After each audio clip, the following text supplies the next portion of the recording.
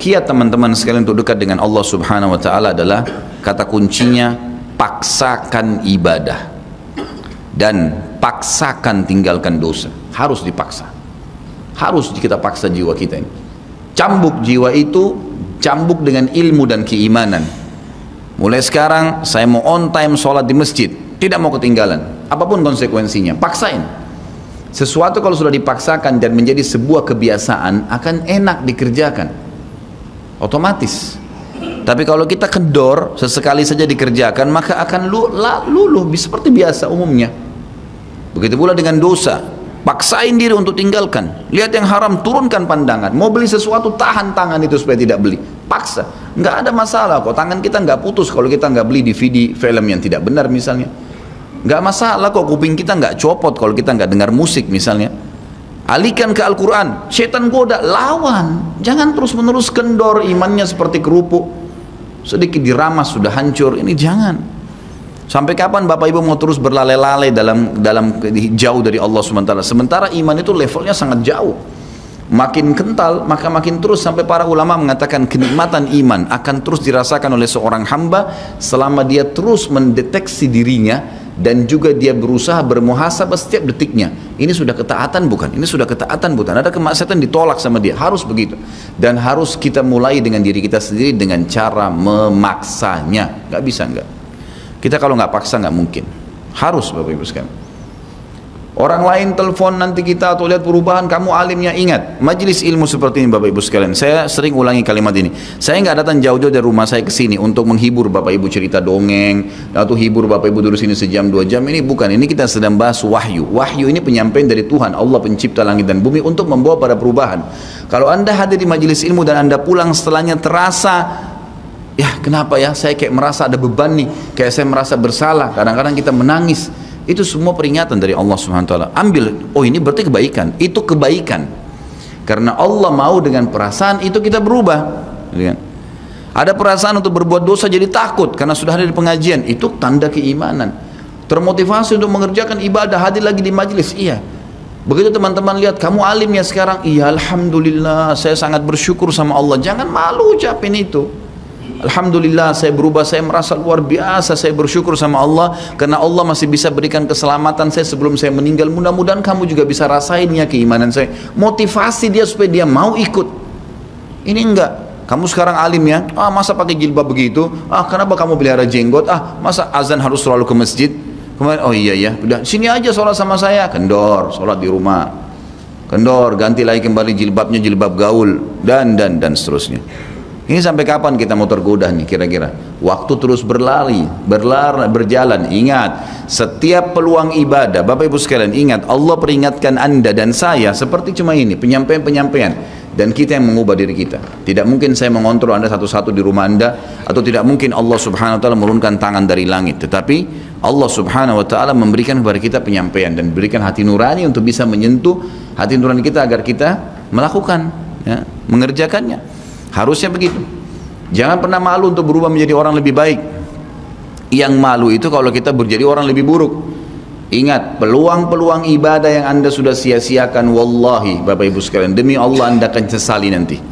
Di hari kiamat nyesal, ya Allah, kenapa dulu saya nggak puasa Senin itu ya? Nyesal, ya Allah, kenapa dulu saya nggak sholat tahiyat masjid ya? Saya malah duduk di depan masjid cuma ngobrol-ngobrol. Ya Allah, kenapa dulu saya nggak maksimal bacanya cuma surah pendek ya? Kenapa nggak surah panjang ya? Ini ibadah saja bisa kita sesalin, apalagi kalau dosa, malah lebih parah itu. Menyesalnya luar biasa, tapi nggak ada gunanya. Peluang-peluang ibadah yang Anda sudah sia-siakan tidak akan pernah bisa diperbaiki. Nggak bisa. Ini tadi kalau ada orang tidak ikut sholat sama kita berjamaah maghrib misalnya, kemudian mereka ikut di pengajian lalu merasa tersentuh, coba ya saya ikut dari awal ya, memang betul penyesalan bagus, tapi sudah dicatat dan tidak akan pernah berubah di buku amal. Pada hari itu, jam itu, sholat itu telat, pahalanya beda dengan orang yang awal waktu. Apa yang membuat dia telat? Ya dia sendiri, konsekuensinya. Jangan ya gitu. Makanya motivasi Nabi SAW sangat banyak untuk mengerjakan sholat di awal waktunya, motivasi untuk di saf pertama, motivasi untuk tidak ketinggalan takbiratul ihram pertama imam. Semuanya itu untuk menjaga hubungan dengan Allah Azza wa Jalla. Jadi untuk dekat dengan Allah harus memaksakan diri dalam ibadah dan harus memaksakan diri untuk meninggalkan dosa. Bagaimana tangganya untuk sampai ke sana? Ilmu, majlis ilmu. Hadir di majelis ilmu seperti ini Bapak Ibu sekalian. Saya bukan mengatakan karena saya menyampaikan, siapa saja di antara teman-teman dai yang sampaikan, semoga Allah ikhlaskan niat kita semua, itu harus dihadiri, harus.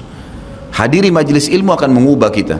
Kalau tidak, dengar, bawa Walkman, bawa headset, bisa dengar di HP kita. Sekarang bisa daripada kita nonton, orang banyak habisin pulsanya hanya nonton YouTube hal-hal yang tidak ada manfaatnya. Nonton ceramah tuh, dengarin sambil belanja, sambil macet di jalan, pasang headset di kuping, kemudian kita dengarin ceramah-ceramah itu. Tambah ilmu dengan ilmu, tidak ada kata cukup. Kata para ulama salaf, ilmu itu, ilmu syar'i yang merupakan tangga membawa kita kepada hubungan dengan Allah yang sangat baik, karena dengan keimanan akan muncul, iman akan muncul dengan ilmu itu, ya dia akan memberikan setengah hidupnya dengan cara kita membayar dia dengan seluruh hidup kita. Nggak bisa. Seminggu sekali itu nggak cukup, nggak cukup. Apalagi ada orang sebulan sekali, apalagi ada orang cuman kalau lagi ada waktu lowong, ini nggak bisa. Kita sibuk Bapak Ibu sekalian memberikan makan tubuh kita, makan makanan, minum macam-macam variasi, betul untuk fisiknya sehat, tapi ruhnya kurus, krempeng, sakit, itu luar biasa. Tapi kalau kita balik, fisik kita yang biasa cukup kenyang sudah, tapi ruh kita berikan kesehatan yang luar biasa. Orang kalau ruhnya yang sehat Bapak Ibu sekalian, semuanya jadi kecil buat dia. Julaibib radhiyallahu anhu, sahabat Nabi itu, saking kecilnya badannya itu sampai diangkat oleh Nabi SAW dengan satu telapak tangan karena kecilnya badannya. Tapi di perang ya Uhud dia bisa membunuh 7 orang kafir. Tidak ada hubungannya dengan kecil badannya, tapi ruhnya kuat, besar.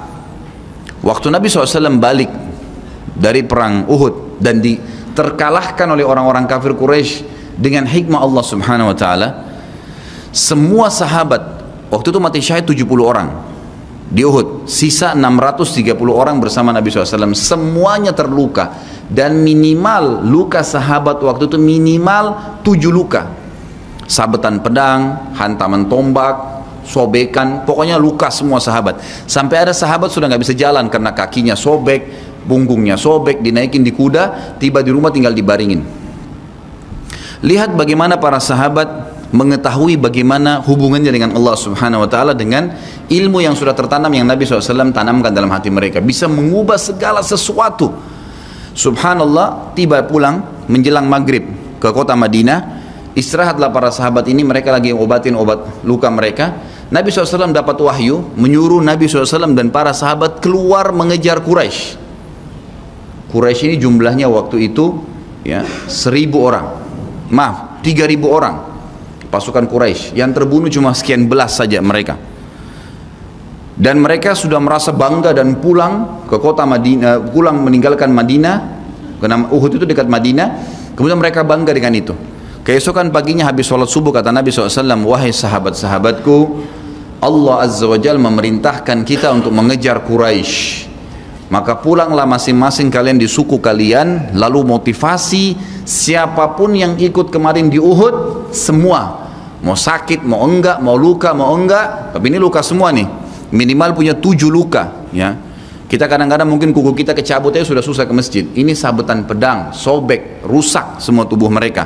Dikatakan dalam riwayat sampai para sahabat ada yang tidak bisa ngomong karena sudah kesakitan yang luar biasa.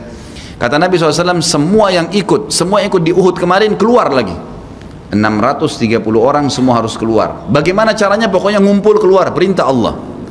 Coba bayangin, kita kadang-kadang habis olahraga saja capek, diajak keluar sama istri atau diajak keluar sama suami, kita sudah nggak mau keluar, capek biasa olahraga, atau mungkin penat, capek duduk di kantor mau istirahat. Ini habis perang, badannya disabet-sabet, diajak berperang lagi nih. Apa yang terjadi teman-teman sekalian? Pulanglah pimpinan-pimpinan suku sahabat ini, dimulai dengan Sa'ad bin Mu'adz radhiyallahu anhu, sahabat Nabi yang mulia, luar biasa ini. Orang ini pada saat meninggal, kata Nabi SAW, goncang arsy Allah dengan meninggalnya Sa'ad. Saat pulang ke kaumnya lalu berkata, wahai kaumku, sesungguhnya Nabi SAW menyuruh kalian untuk kembali menyerang Quraisy. Pada saat itu mereka lagi ngumpul saling ngobatin luka, dan di depan mereka yang saling ngobatin luka itu adalah Usaid bin Khudair, sahabat Nabi yang mulia. Ini sahabat Nabi yang satu dari Aus ini Kalau membaca Al-Quran, malaikat turun dari langit dengerin bacaannya. Luar biasa. Lagi ngobatin lukanya sambil dia berkata, waktu dikatakan Nabi SAW menyuruh kalian mengejar Quraisy, kata Usaid bin Khudair lagi ngobatin lukanya, sami'na wa ata'na, kami dengar dan kami patuh, ditinggalin lukanya. Lalu seluruh suku itu saling nopang satu sama yang lain mendatangi masjid Nabi SAW untuk ikut berperang lagi. Nggak ada satupun yang tinggal. Ada yang luar biasa, saya terus terang nangis waktu dengar kisah itu, luar biasa. Dua orang anak muda Ansar, saya setiap kenang kisah ini selalu nangis, tidak bisa tahan karena luar biasa. Anak dua orang ini belasan tahun umurnya dan dua-duanya nggak bisa jalan, Bapak Ibu sekalian, tidak bisa jalan. Luar biasa, sudah sobek kakinya, sobek punggungnya, bahkan dikatakan di bagian leher ada irisan, di bagian lehernya ada irisan, gitu kan. Kesakitan. Dua-dua ini diturunkan dari kuda, ditidurkan, adik kakak nih. Tapi saya tidak ingat, namanya tidak disebutkan dalam kisah, tapi ini kisah luar biasa. Dan kemarin kebetulan Imam Masjid Haram atau saya lagi umroh nyebutin kisah itu juga. Hampir satu masjid orang menangis mendengarkan kisahnya. Dia mengatakan, waktu sampai ke telinga adik kakak ini umurnya belasan tahun ya, di bawah 20 tahun. Kalau Nabi SAW memanggil seluruh yang hadir di Uhud untuk kembali berperang. Ini mereka nggak bisa jalan nih. Si kakak bilang sama adiknya, kita nggak bisa tinggal di sini nih. Rasulullah SAW sudah memanggil kita untuk menjawab panggilan Allah. Kata adiknya, bagaimana caranya kita merangkak? Bagaimana caranya kita ke sana? Nggak ada yang bisa nopang. Ini berdua lagi sakit. Mereka cuma tinggal sama ibunya. Lalu berkata si kakak, sekali saya seret kamu, sekali kamu seret saya. Mereka saling seret satu sama yang lain, Bapak Ibu sekalian, sampai di hadapan masjid Nabi SAW. Lihat bagaimana iman mereka kepada Allah Subhanahu Wa Taala, luar biasa. Dan ini tidak bisa kecuali kalau dipaksakan. Kalau tidak dipaksakan nggak bisa. Semoga Allah SWT jadikan kita orang yang selalu memaksakan diri untuk ibadah. Karena kalau tidak, kita nggak paksakan, kita akan mati dalam keadaan konyol dan menyesal karena tingkatan-tingkatan di surga akan hilang. Percuma. Gitu. Baik, saya bacakan pasal kedua. Adab terhadap Allah Subhanahu Wa Taala. Seorang muslim hendaknya melihat segala sesuatu yang telah diberikan Allah kepadanya dengan tiada terhingga, yakni berupa kenikmatan yang tak terhitung. Terlindungnya dia pada saat menempel di dalam rahim ibunya ketika berupa nutfah atau air mani, menentukan perjalanan hidupnya hingga hari bertemu dengan Rabbnya Allah Azza wa Jal. Hendaknya ia bersyukur kepada Allah atas nikmat itu dengan lisannya, yakni memuji dan menyanjung Allah secara semestinya. Juga bersyukur kepada Allah dengan anggota badan dengan cara menggunakannya di dalam ketaatan kepada Allah Subhanahu wa taala. Karena mengingkari nikmat, tidak mengakui kelebihan yang diberikan Allah, mengingkarinya beserta kebaikannya bukanlah termasuk adab kepada Allah. Sebagaimana Allah berfirman dalam surah An-Nahl ayat 53, A'udzubillahi minasyaitonirrajim. Wa ma bikum min ni'matin faminallah. Dan apa saja nikmat yang ada padamu maka itu dari Allah datangnya. Dalam surah An-Nahl ayat 18 Allah berfirman, A'udzubillahi minasyaitonirrajim, wa in ta'uddu ni'matallahi la tuhsuha. Dan jika kalian menghitung-hitung nikmat Allah maka kalian tidak akan mampu untuk menghitungnya. Begitu banyak nikmatnya Allah, Bapak Ibu sekalian. Kita berbuat maksiat, pelanggaran-pelanggaran, tapi Allah masih bisa memberikan kita oksigen gratis, cahaya masih bisa ditangkap oleh mata kita, telinga kita masih bisa menangkap suara sehingga mengetahui apa yang diinginkan oleh kita. Setelah bertahun-tahun berbuat dosa, dengan taubat kepada Allah, Allah bisa ampuni. Itu luar biasa. Nikmat Allah tidak bisa terhitung. Rugilah orang-orang yang tidak menyembah Allah Subhanahu wa taala. Dan kalau seandainya, kata Ibnu Taimiyah rahimahullah, orang-orang yang bermaksiat kepada Allah itu tahu bagaimana nikmatnya keimanan yang ada dalam hati kami ini, sehingga kami bisa menangis dan kami bisa merasakan dekatnya dengan Allah, bahkan merindukan surga dan selalu merasa diri jauh dari neraka, maka niscaya mereka akan membelah dada-dada kami dan mengambil keimanan itu karena mereka tidak akan pernah merasakannya. Keimanan akan membuat makanan sederhana menjadi mewah, tidur di tempat yang biasa akan menjadi nyaman, bahkan cobaan seberat apapun menjadi kecil buat kita karena keimanan kepada Allah Subhanahu wa taala. Dan itu sebuah nikmat. Itu hanya bisa dirasakan kalau kita betul-betul memaksakan diri beribadah kepada Allah Subhanahu wa taala. Allah berfirman dalam surah Al-Baqarah 152 dari selanjutnya, A'udzubillahi minasyaitonirrajim. Fadhkuruni azkurkum washkuruli wala takfurun. Ingatlah selalu aku, kata Allah, selalulah berzikir, selalulah patuh, selalulah kerjakan ketaatan-ketaatan, nikmatilah yang halal, jauhilah yang dilarang, maka aku akan ingat kepada kalian. Bayangkan kalau seorang presiden mengingat kita, bagaimana bangganya kita disebut-sebut nama kita di hadapan orang-orang yang di sekitarnya. Bagaimana dengan Allah pencipta langit dan bumi yang mengingat kita. Dan bersyukurlah kepadaku dan jangan kalian mengingkari nikmat-nikmatku. Oleh karena itu, tidaklah beradab jika seseorang lari kepada sesuatu yang tidak memiliki tempat pelarian, bersandar kepada yang tidak memiliki kemampuan apapun, serta bertawakal kepada yang tidak mempunyai daya dan kekuatan. Allah Subhanahu wa taala berfirman dalam surah Hud ayat 56, A'udzu billahi minasyaitonir rajim, ma min dabbatin illa huwa akhidun binasiyatiha. Tidak ada sesuatu atau tidak ada suatu binatang pun melainkan dialah yang memegang ubun-ubunnya. Allah Subhanahu wa taala memegang semuanya. Harimau pun yang buas. Demi Allah Bapak Ibu sekalian, kalau Anda minta kepada Allah tidak akan bisa menerkam Anda. Pasti itu. Api pun tidak membakar Nabi Ibrahim alaihissalam karena memohon kepada Tuhannya api itu. Semuanya bisa berubah dengan hubungan kepada Allah Subhanahu wa taala. Ini kekuatan yang luar biasa ini. Seseorang kan sangat tenang hidup dimanapun asal dia jaga hubungannya dengan Allah Subhanahu wa taala. Dalam surah Zariyat ayat 50 Allah Subhanahu wa taala berfirman, A'udzu billahi minasyaitonir rajim, fafirru ila Allah inni lakum minhu nadhirun mubin. Bersegeralah kalian kembali kepada Allah, taatilah Allah. Sesungguhnya aku sebagai pemberi peringatan yang nyata dari Allah Subhanahu wa taala kepada kalian. Nabi SAW mengingatkan orang-orang Mekah pada saat mau turun ayat ini.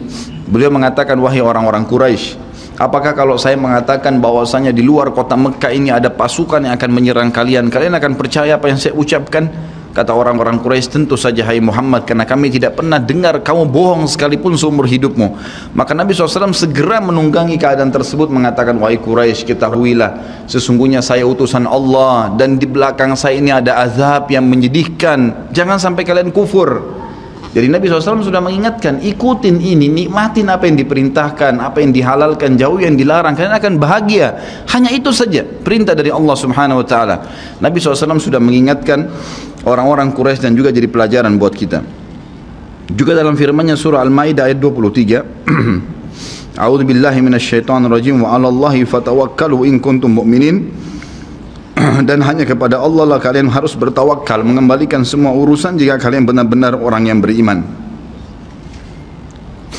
Sisi yang lain, seorang muslim juga harus melihat kepada kelemah lembutan Allah Subhanahu wa taala kepadanya di dalam setiap urusannya, melihat kepada kasih sayang Allah kepada dirinya dan seluruh makhluknya, lalu berkeinginan kuat untuk mendapatkan tambahan kelembutan dan kasih sayang itu, sehingga dirinya akan selalu merendahkan diri kepada Allah dengan kerendahan yang murni dan dengan doa, bertawassul kepadanya dengan perkataan yang baik dan amal soleh. Kalau kita lagi makan, syukuri alhamdulillah. Dan ingat teman-teman sekalian, saya pernah jelaskan juga, hati-hati dengan hukum syamata namanya. Syamata itu merendahkan orang lain. Kalau ada sesuatu yang tidak ada pada kita teman-teman sekalian, syukurlah kepada Allah Subhanahu wa taala. Jangan pernah sampai menghina orang lain, karena Allah meninggikan derajat kita justru dengan kita bersyukur. Kata Nabi SAW, kalau kalian lihat aib pada diri seseorang, ucapkanlah alhamdulillahilladzi afani mimma btala bihi wa faddalani ala katsiri mimma khalaqa tafdila. Segala puji bagi Allah yang telah menyelamatkan saya dari apa yang dicobakan kepada orang ini dan mendahulukan saya dengan kelebihan yang banyak dari makhluk-makhluk yang lain. Kita harus seperti itu, dengan syamata. Kata Umar radhiyallahu anhu, apa itu syamata seperti ini? Umar bin Khattab berkata, aku khawatir kalau ada seorang wanita hamil lewat di depanku karena perutnya besar, lalu aku berkata dalam diriku, kenapa ya perutnya seperti itu? Maka Allah menghukumku dengan membuatku hamil. Sampai begitu mereka mengatakan, dan berhati-hati sekali dengan kelemah lembutan Allah Subhanahu wa taala.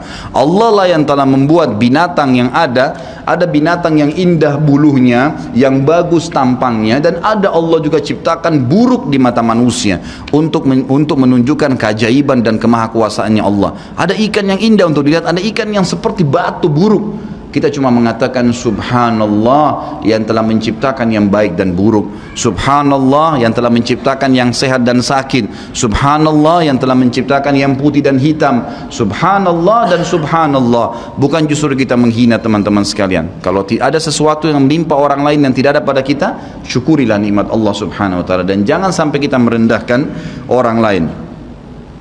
Ini semua merupakan adab, kata beliau, terhadap Allah yang menguasainya. Maka bukanlah orang yang beradab orang yang berputus asa dari mencari tambahan rahmatnya yang luas, meliputi segala sesuatu, berputus asa dari kebaikan Allah yang tak terhingga, yang mencakup seluruh alam semesta ini, serta kelembutannya yang tercurah untuk segenap makhluk. Allah subhanahu wa ta'ala berfirman di dalam A'raf 156, A'udzu billahi minasyaitonir rajim, wa rahmati wasi'at kulla syai', dan rahmatku meliputi segala sesuatu. Kata ulama tafsir, hewan pun kalau yang buas kemudian dia menerkam mangsanya lalu dia meminta maaf kepada Allah, maka rahmatnya Allah akan meliputinya. Seseorang membunuh orang lain pun, sebagaimana masuk dalam sebuah hadis, Allah tertawa melihat dua orang yang saling membunuh, kemudian dua-duanya masuk surga. Lalu para sahabat bertanya, ya Rasulullah, bagaimana ceritanya dua orang itu?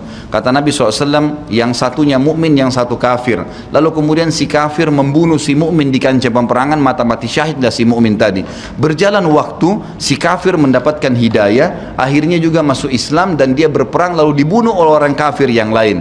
Orang mukmin yang pertama terbunuh dengan orang kafir yang akhirnya masuk Islam juga terbunuh di kancah peperangan, dua-duanya masuk surga, dan Allah menyambutnya dengan rahmatnya. Allah tersenyum dan tertawa dengan dua orang ini. Jadi dengan kemahalembutannya Allah subhanahu wa ta'ala. Dalam surah Asy-Syura ayat 19 dikatakan juga, a'udzubillahi minasyaitonir rajim, Allahu latifun bi'ibadi. Allah itu maha lembut terhadap hamba-hambanya. Makanya dalam hadis yang lain dikatakan, ma nazala linu fi syai'in illa zana. Tidak ada sesuatu dikemasi dengan kelemah lembutan kecuali akan menghiasinya. Dikatakan Allah latif, Allah itu lembut, yuhibbul lutf, dia suka dengan kelemah lembutan, gitu kan. Wa ma nuzi'a min syai'in illa syana. Tidak ada sesuatu diangkat darinya kelemah lembutan kecuali akan merusaknya. Tidak ada manfaatnya mencak-mencak, marah-marah tuh, emosi habisin waktu-waktu, kecuali dalam pelanggaran agama saja. Tapi kalau bukan pelanggaran agama, maka jangan, tidak perlu semua. Dikatakan dalam hadis Bukhari, Nabi SAW kalau berhubungan dengan hak beliau urusan dunia, semuanya ditoleransi. Tapi kalau sudah berhubungan dengan hak Allah subhanahu wa ta'ala, barulah beliau tegas. Ya, ini sifat Nabi Muhammad SAW. Kita baca dua ayat lagi baru kita tutup. Sudah masuk waktu? Surah Yusuf ayat 87, A'udzu billahi minasyaitonir rajim, la tai'asu min rauhillah. Janganlah kalian putus asa dari rahmat Allah. Sebagaimana hadis tentang orang yang membunuh 99 jiwa, kemudian dia datang kepada seseorang abid, orang ibadah tapi tidak punya ilmu, apakah Allah masih akan ampuni saya? Dia mengatakan tidak mungkin, kamu membunuh 99 jiwa. Lalu kemudian dia membunuh orang itu, kata Nabi SAW, digenapkan 100. Kemudian dia menemui seorang yang alim, lalu dia bertanya, apakah Allah masih ampuni saya dengan 100 orang yang sudah saya bunuh? Maka kata Nabi, kata orang tersebut, tentu saja Allah rahmatnya telah meliputi segala satunya, Allah akan terima taubat. Maka dia bertaubat. Pada saat dia bertaubat orang tersebut kepada Allah SWT, lalu dia mau pulang setelah bertaubat, lalu dia meninggal tengah jalan. Kata Nabi SAW, Allah mengutus dua malaikat, satu malaikat rahmah, satu malaikat azab. Malaikat rahmah akan membawa ruhnya, yang memperlihatkan taman dari taman surga, dan malaikat azab memperlihatkan lubang dari lubang neraka. Maka datanglah malaikat yang ketiga menghakimi di antara keduanya, lalu kemudian malaikat ini mengatakan, yang datang ketiga yang menghakimi dua malaikat yang sedang memperebutkan orang yang tadi baru taubat ini, ukurlah jejak kakinya. Maka diukur, ternyata jalan menuju ke tempat taubatnya itu lebih satu jengkal kaki, ya, satu jengkal kaki saja. Maka dengan itu Allah masukkan dia ke dalam surga. 100 jiwa sudah dibunuh, teman-teman sekalian. Ini bukan main-main, dosa yang sangat besar, tapi rahmat Allah sangat luas. Az-Zumar ayat 53 kata Allah subhanahu wa ta'ala juga, A'udzu billahi minasyaitonir rajim, wa la taqnatu min rahmatillah. Jangan pernah putus asa dari rahmat Allah subhanahu wa ta'ala. Paragraf terakhir yang saya bacakan, nanti insya Allah kita lanjutkan setelah sholat ba'diyah isya. Seorang muslim harus melihat bagaimana dahsyatnya siksaan Rabbnya. Allah SWT maha lembut, tapi jangan lupa Allah azabnya sangat pedih.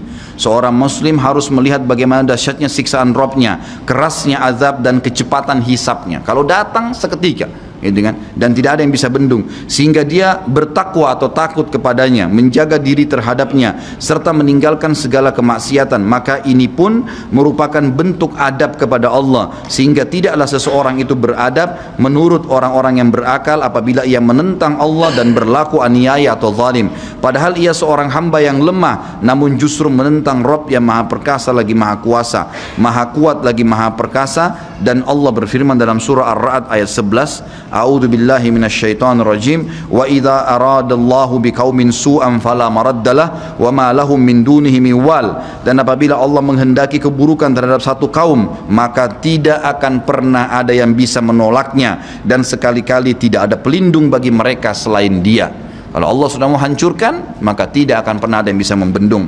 Juga dikatakan dalam surah Al-Buruj ayat 12, A'udzu billahi minasyaitonir rajim, inna batsya rabbika lasyadid. Sesungguhnya azab Rabbmu benar-benar keras. Jadi teman-teman, jangan tantang Allah. Kalau anda buat dosa, lindungi, tutupilah dan bertaubat kepada Allah. Jangan tantang, nggak mungkin lah, masa Allah haramin, ya sudah diolok-olok orang yang berbuat ketaatan, ini berbahaya. Karena kalau datang azabnya Allah, Bapak Ibu sekalian, menyakitkan sekali, sangat luar biasa.